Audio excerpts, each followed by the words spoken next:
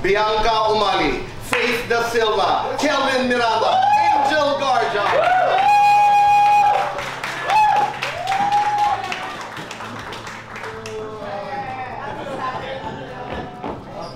Maraming salamat, Kelvin. Imolime! Encantadia!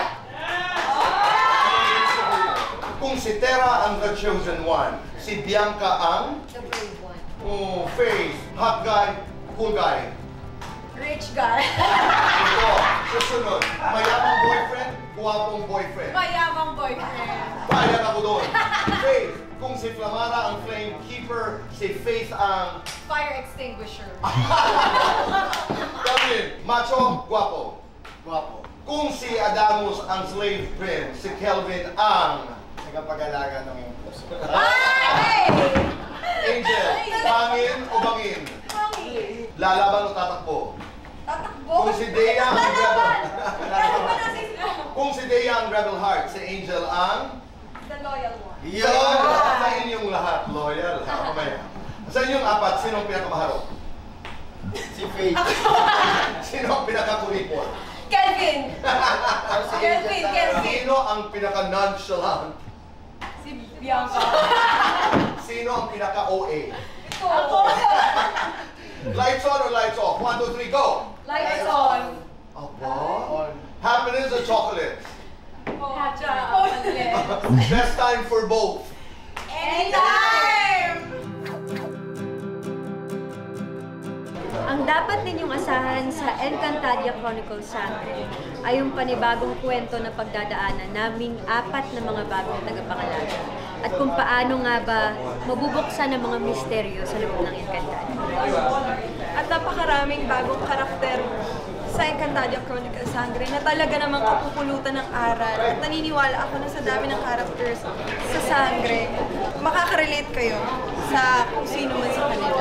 Yeah, so syempre kung merong mga bago, meron namang nanatili pa Yes. sa mundo ng Abangan Encantadia nyo na kung alam sino yun. natin, excited ang mga Encantadics na mapanood sila. At ngayon, ito na yon, ito po yung pinaghirapan namin. Kung kaya maraming salamat po sa mainit na pagtanggap ng mga Encantadics sa Encantadia Chronicles Sangre. Nasabi na lahat, kaya mga kapuso, wala kayong dapat asahan kundi talagang puso at pawis. Laman namin ang inihain namin para sa inyo. Talagang... Laman? Oo! Bakit may laman? Nag-workout tayo dito, totoo. Dugot laman natin ang ano dito. Talagang pinagandaan namin ang Encantadia Chronicles Sangre para sa inyo.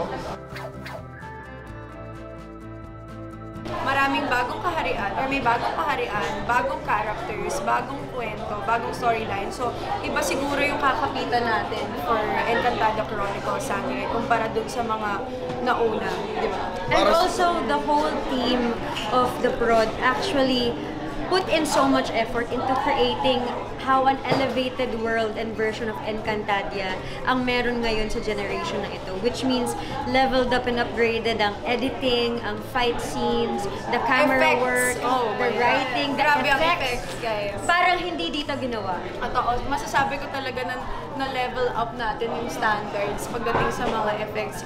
Totoo lang dito din ako excited. Yeah. As a viewer, as an Encantadia. Yes, talagang mas mararamdaman ng mga Encantadics natin yung magic na Encantadia because of the level up sa CGI. Ako naman, naniniwala din ako na maraming pinagbago ang Encantadia ngayon. Pero naniniwala rin ako na iisa pa rin sila ng pinaglalaban. Kaya abangan po natin. Tiyak na maraming kaming ipaglalaban dyan sa...